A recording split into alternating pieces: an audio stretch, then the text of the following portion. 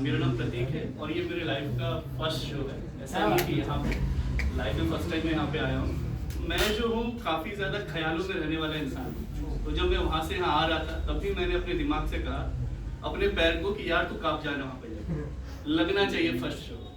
ठीक है, तो मैं इसके हिसाब से आया था ताकि कल कि ये ना हो कि जब ये शो आए और सर सब समझे कि तुमने ये बोल के आए हुए थे कि ये फर्स्ट शो है तो आप प्लीज थोड़ा सा प्रायोरिटी दीजिएगा।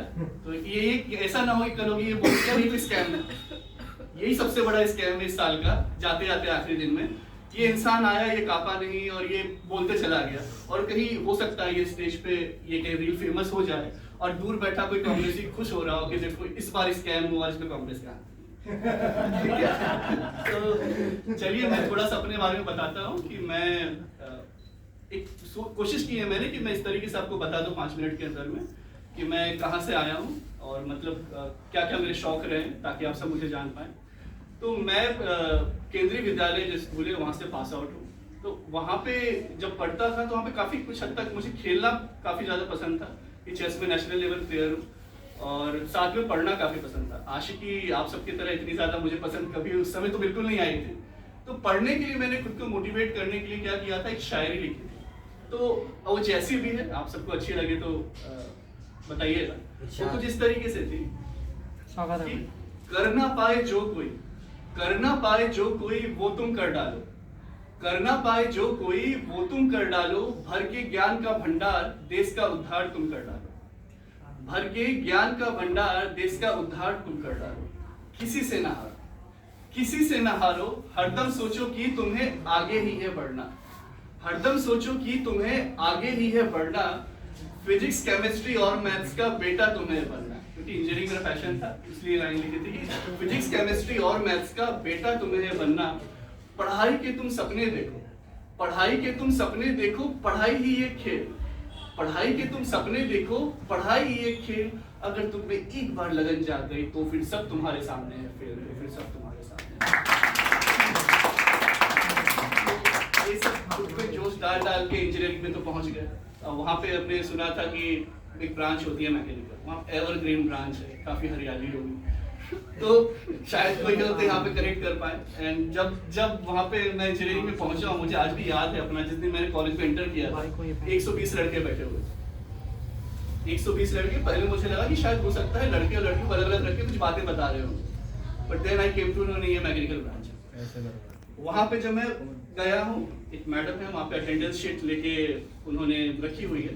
मैं कुछ वैसा इंसान था, मैंने जाके शीट मांगी, मैंने सिर्फ नाम देखा, एक का नाम था वहाँ पे सुमन सौरभ, मतलब सुमन शायद लड़की हो। तो वहाँ पे मैंने बोला कि सुमन, तो वहाँ से भी खाता था हाँ ब्रो बोल। तो दैट वाज द टाइम मुझे बोला जाता है कि जो आपको दिख रहा है या जो आप सुन रहे हैं वो एक्चुअली ऐसा होता नहीं। वो एवरग्रीन ब्रांच, उससे मुझे वहाँ पे चीजें समझ में आई।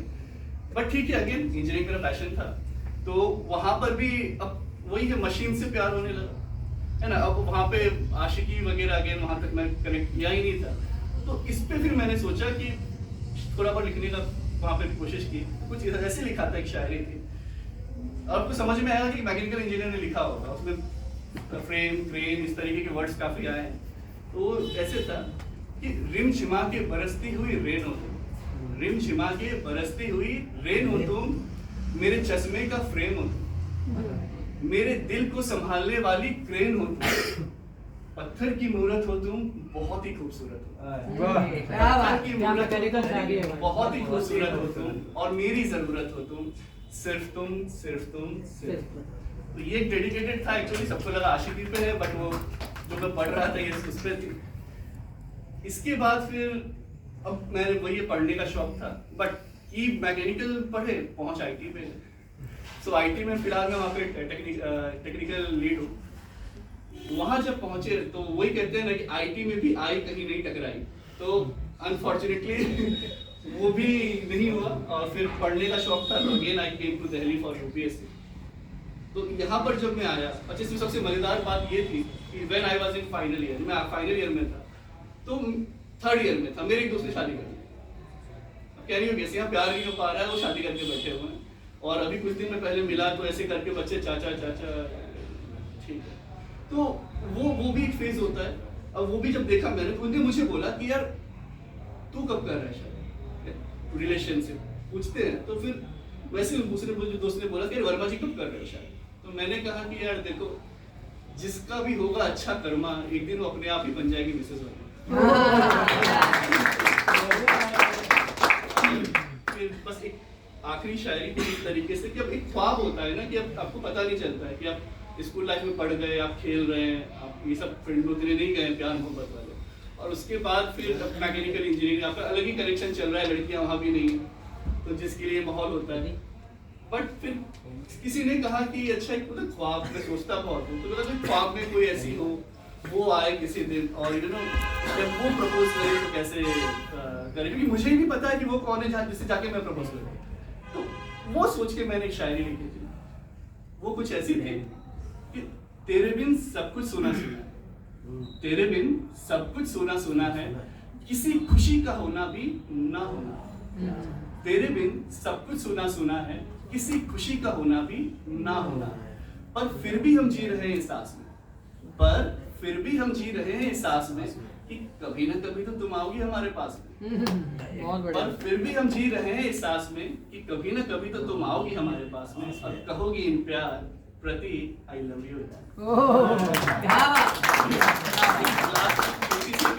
मैं वही कहूंगा फिल्मी जिंदगी में जो मैंने सीखा है कि आप मेहनत से मोहब्बत कर लीजिए, दुनिया आपसे अपने आप मोहब्बत करने लगेगी और आपको वो भी एक दिन मिल जाएगी जिसकी आप तलाश